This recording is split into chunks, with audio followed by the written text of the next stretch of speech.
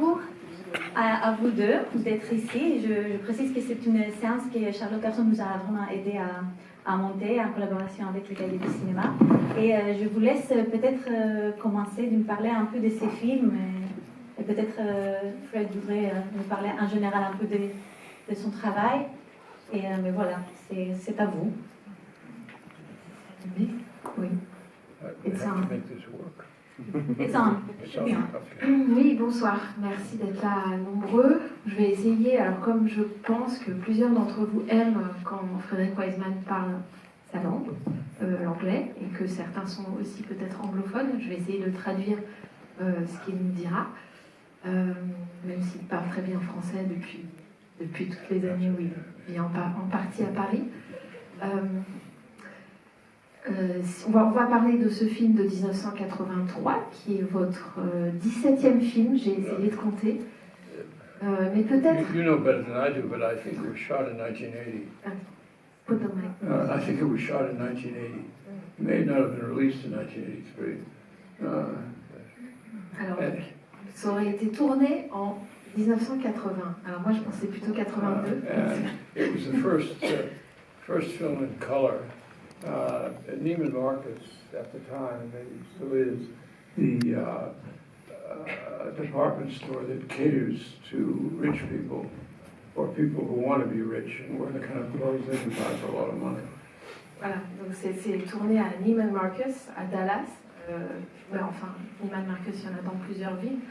Et c'était le grand magasin, c'est toujours le grand magasin, soit des riches, soit en tout cas de ceux qui veulent. For example, the year before I made the movie, at Christmas time, they sold his and her airplanes. Avant que je fasse le film, autour de Noël, en fait, ils vendaient l'avion pour monsieur et l'avion pour madame. I actually never found out what that meant, but whether the control panels were different. J'ai jamais compris ce qu'il y avait de différent entre les deux avions, peut-être que le tableau de bord était différent. And it's part of the series that I've been doing on American institutions. And I picked Neiman Marcus because, as I said, it was at the time the most famous department store in America. And I spent 6 weeks there before Christmas. The people who ran the store were very cooperative. I had access. There was nothing that I couldn't shoot. Donc ça fait partie de ma série de films sur les institutions et j'ai pu tourner là-bas. Donc Neiman Marcus, c'était vraiment une institution. J'ai tourné environ 6 à 8 semaines là-bas et tout le monde, les gens m'ont ouvert accès à tout. And of course that time about 150 hours of film were shot. And when I start, I have no idea what the themes are going to be, because I have no idea what material I'm going to collect. So the movie is really made in the editing, because ahead of time, all I can do is speculate or have a hypothesis about what I'm going to find. But I don't know actually what the experience will be like until the movie shot. Donc là, j'ai tourné environ 150 heures de rush, et puis comme toujours, en fait, je ne sais jamais qu'est-ce que le thème va être, quelle problématique va y avoir, et c'est que le film, je le découvre vraiment pendant que je fais le montage. En fait, j'ai pas d'a priori, j'ai seulement des hypothèses et qui se confirment ou non des choses que je trouve au montage. And the crew consists of myself and 2 other people. About 80% of the film is shot handheld. Nothing is staged. Nobody is asked to do anything for the camera. No dialogue is suggested. Donc on est 3, on est une équipe, c'est moi et 2 personnes. Et le plus souvent, dans 80% des cas, la caméra est tenue à l'épaule et puis il n'y a aucune mise en scène au sens où personne ne doit rejouer ou jouer quoi que ce soit ou dire quoi que ce soit. On ne dit jamais à quelqu'un de dire ou de faire quoi que ce soit dans les films. When the shooting is over, and I start the editing, what's involved in the editing is studying the material. I have to think that I understand what's going on in each sequence. Because if I don't, which may be an illusion or a delusion, but unless I think I understand what's going on in the sequence, I can't decide whether or not I want to use it, or how I want to cut it, or where I want to place it in the film. En fait, pour moi, le processus de montage, donc, que je fais moi-même, c'est vraiment une façon de comprendre les séquences. Donc, tant que j'ai pas compris, ou que j'ai pas au moins l'illusion de comprendre ce qui se passe dans une séquence, ben, en fait, je ne peux pas savoir où la placer et quoi en faire. So the editing, what's involved in the editing is an analysis of each scene. And usually I start off, it takes me about 5 weeks to look at all the rushes, and at the end of that 5 weeks I set aside about half the material I reject, and then I begin to edit the sequences that I think I might use in the final film. Donc en fait, ça me prend environ 5 semaines pour arriver à jeter la moitié de ce que j'ai tourné dans ce processus de montage qui est en fait un processus d'analyse et d'étude de ce que j'ai tourné. Et puis une fois que j'ai viré la moitié, je peux commencer à vraiment travailler sur les séquences. And it takes me about 6 to 8 months to edit all the sequences that I might use, the so-called candidate sequences. And I only begin to work on the structure after I've edited all the sequences that I might use into close to final form. Donc, pour arriver, ça me prend 6 à 8 mois pour arriver vraiment aux séquences que je veux utiliser. C'est les candidates, disons, qui resteront à la fin du film. Donc, une fois au bout de 6 à 8 mois, j'ai seulement les séquences que je suis sûre que je vais utiliser.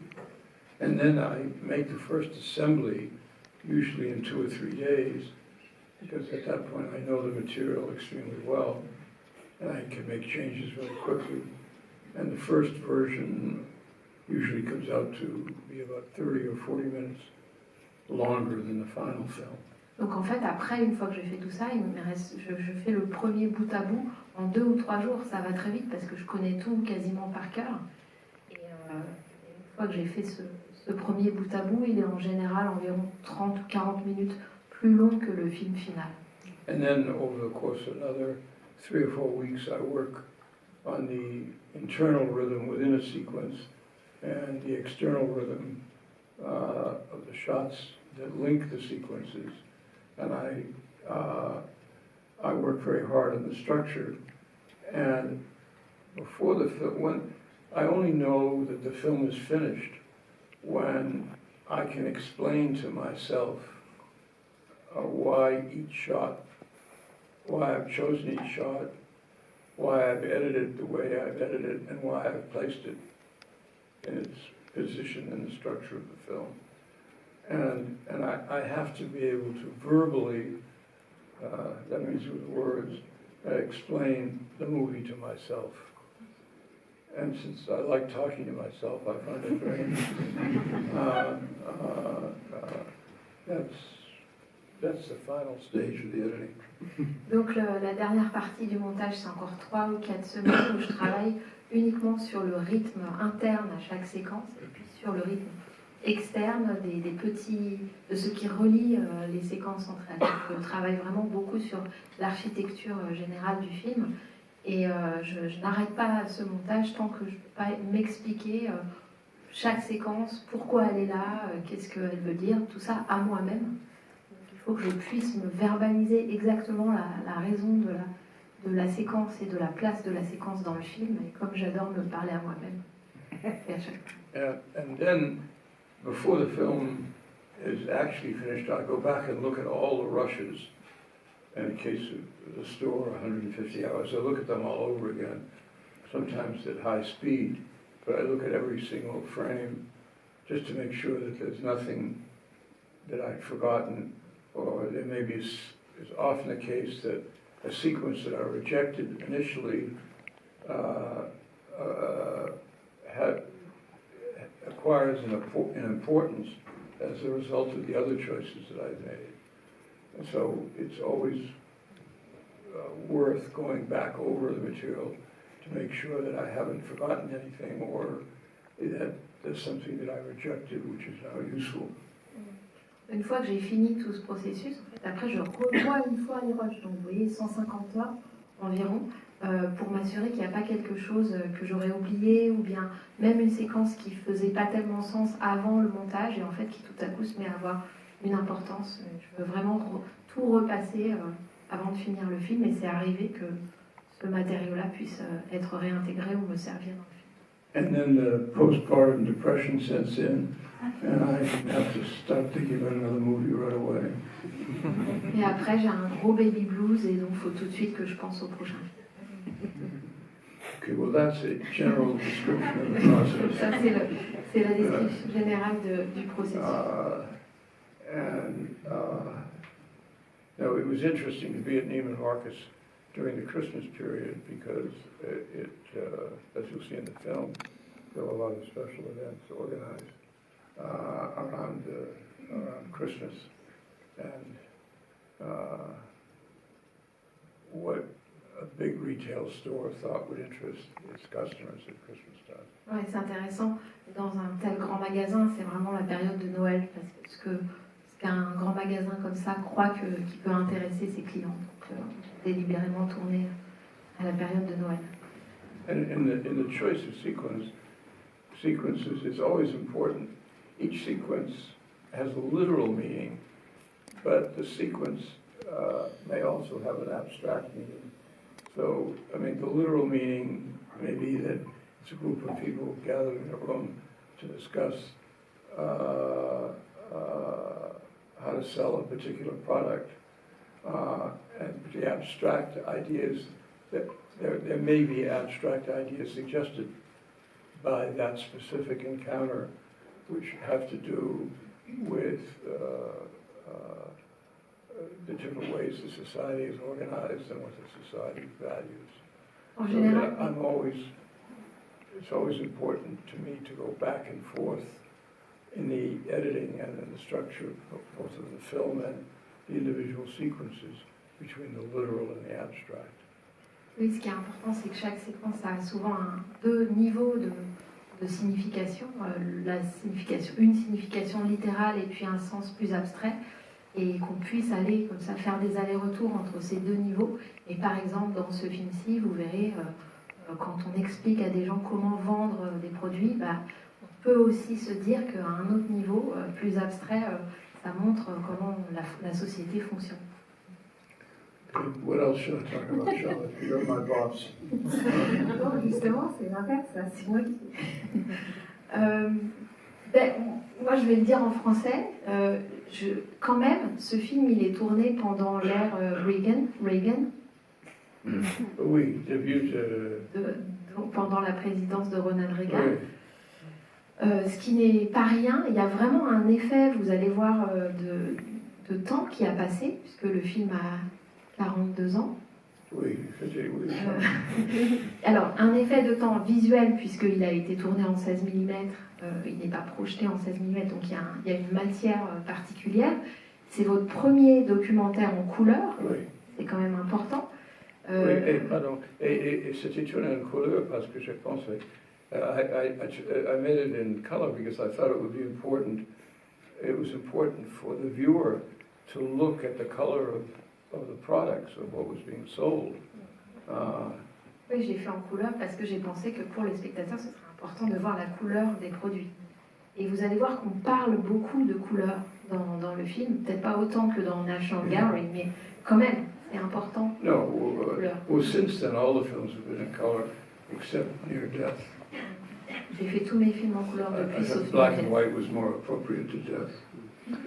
J'ai pensé que le noir et blanc était plus approprié pour la mort. Et aussi La Dernière Lettre, mais qui n'est pas vraiment un documentaire. Well, I was going to say The Dernière Lettre is a fiction film, but on the other hand, I think all my films are fiction films. Et j'allais dire La Dernière Lettre, mais c'est une fiction, mais en fait, je pense que tous mes films sont des fictions. And I think that, I don't like, the French term cinéma vérité has all the pomposity of many other expressions in French. And observational cinema doesn't come near catching the spirit, because observational suggests you sit in a corner and just shoot whatever is going on that happens to come your way. And this kind of filming is extremely active, and you're constantly having to make choices about where to go, whether to film or not to film, how to film it, when to start, when to stop, and the structure of the film is completely fictional, and even the sequences, as they're edited, are fictional, because the sequence in the final film, I'll stop and say, the sequence in the final film may be 3 minutes, but as it occurred in so-called real time, it might be 25 minutes. But it's edited to appear as if it took place the way you're watching it, when it didn't. Mais en fait, l'expression cinéma-vérité, je la trouve vraiment pompeuse, bon, comme d'autres expressions en français. Et pareil pour le cinéma d'observation, parce que le cinéma d'observation, ça donne l'impression qu'on se met dans un coin et qu'on filme ce qu'on a sous la caméra, alors qu'en fait, ma pratique, elle est très active sur la façon comment on filme quelque chose, qu'est-ce qu'on va filmer, qu'est-ce qu'on filme pas. Donc, tout ça est en fait très actif. Et d'ailleurs, c'est aussi fictionnel dans le sens où une séquence qui fait 3 minutes, en fait, on a l'impression que la chose se passe en 3 minutes alors qu'elle a duré 25 minutes. Vous voyez, même ça, c'est recréé d'une certaine façon. Particulièrement sur ce film-ci, ce qui m'apparaît aussi, parce que vous parlez de différents niveaux, d'un niveau plus littéral et d'un niveau plus abstrait, il m'a semblé que souvent, dans vos films, il y a aussi un peu la présence, la représentation sinon du cinéaste en tant que vous, personne, mais en tout cas de la personne qui crée, donc qui a créé le film.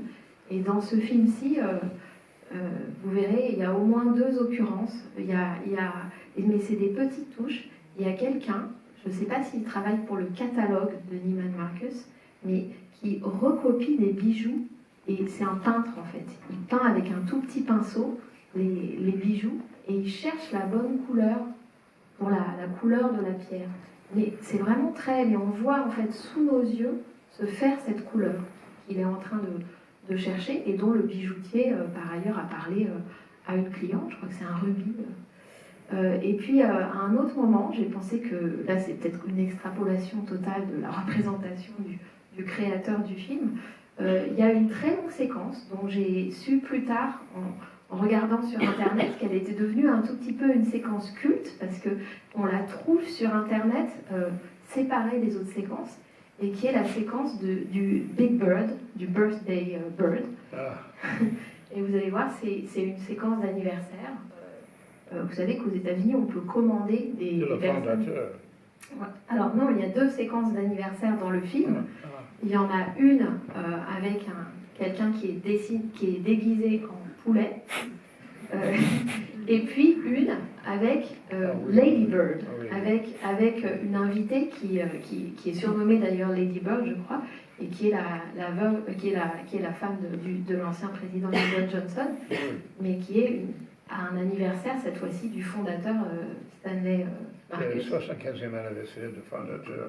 Mais l'autre séquence, c'était un peu obscène. Oui, parce qu'on ne vous l'a pas encore dit, on va pas tout dévoiler là, mais il y a quand même une séquence de striptease dans ce film. En fait, il y a pas mal de... Je n'ai pas compté, mais il y a plusieurs séquences de striptease dans vos films, si on comptait, puisque vous avez fait Crazy Horse. Je n'ai pas remarqué. Et voilà. Et donc, je pense aussi même que le fait que ce soit un oiseau et qu'on surnomme Madame Johnson Lady Bird, il y a plein de niveaux possibles dans les films. Mais je ne sais pas si sur The Store avant... That's an example of the abstraction, because Lady Bird Johnson is a friend of the founder, but it's an example of the fusion of politics and money. C'est vrai que Lady Bird Johnson était une amie du fondateur, mais c'est aussi, elle incarne, disons, la fusion ou le côté incestueux des rapports entre politique et argent. c'est effectivement l'un des apports politiques de votre cinéma et en particulier de celui-ci, où on se dit qu'il y a une forme de complaisance dans ce monde du luxe, en fait, où il y a beaucoup de miroirs. Vous allez voir qu'il s'agit de tendre des miroirs à des gens qui veulent entendre certaines choses et il faut savoir leur dire, ou bien physiquement tendre des miroirs. Mais donc, bien sûr qu'il y a une portée politique à montrer un endroit, et dans ces années de boom de la vente, de boom économique, du réganisme, il y a évidemment une portée politique à montrer que ce lieu, et vous allez voir parce que c'est dit au début, vous avez placé cette séquence au début, le directeur rappelle à tout le monde quel est le but ultime de chaque travail à l'intérieur de ce projet. Donc, contrairement aux autres films peut-être du programme, qui est un programme vraiment très intéressant, je trouve, sur la société américaine, donc les malls, les shopping malls, là, en fait, c'est pas un mall, c'est presque le contraire d'un mall, le grand magasin, la maison Neiman Marcus. It's almost the opposite of a mall. C'est pas A mall, it's not like a shopping center. Oh no, it's not like a mall at all. Because it has a variety of goods and styles of clothes, but they're basically all expensive. Oui, c'est pas un mall parce que derrière la variété de tous les biens et de tous les vêtements qui sont vendus, et je précise qu'il fait 20 étages ce grand magasin de Dallas, en fait c'est que des produits chers. C'est vrai que c'est l'un des... Mais bon, parmi toutes les bizarreries qu'il y a à filmer, vous avez été à un moment, je pense, pas à la sortie, mais à la diffusion du film aux États-Unis. J'ai cru lire que les critiques, justement, ne vous trouvaient pas assez satiriques sur ce monde des riches, ou bien ne comprenaient pas pourquoi, après avoir fait Welfare en 1975, vous aviez arrêté de filmer les pauvres, apparemment, puisque vous alliez chez les riches. Parce que there are some people who think my subject is poor people, and I think my subject is whatever interests me. And I want to make movies about as many different subjects as possible. And it's just as funny and just as interesting to make movies about rich people as poor people. In fact, sometimes it's funnier. But I'm not prejudiced against rich people. D'ailleurs, si, il y en a par là. Oui, effectivement, parce que j'ai été critiquée parce que certains pensaient que mon sujet, c'était les pauvres, c'était les gens pauvres. Or, en fait, mon sujet, c'est quelque chose qui puisse m'intéresser. Donc, j'ai pas forcément non plus de...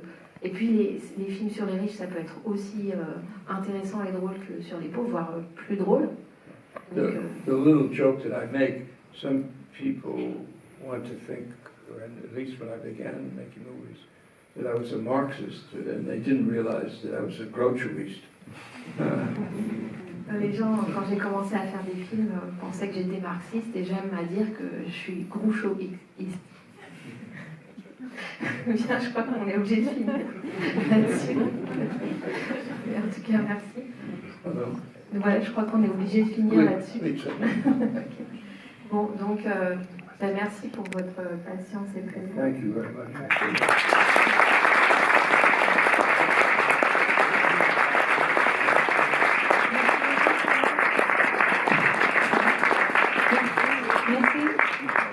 Merci Charlotte, so much. Thank you. Je vous souhaite une très belle projection. Comme on l'a dit, on projette en 16 mm, c'est la numérisation du film qui existe, mais Fred m'a dit tout à l'heure qu'il y aura une nouvelle numérisation, c'est le mot qui vient en français, restauration, bientôt. Du coup, n'hésitez pas peut-être à revoir le film bientôt dans nos salles de cinéma, mais j'espère que vous allez quand même profiter de la séance de ce soir. Voilà, c'est mon projection.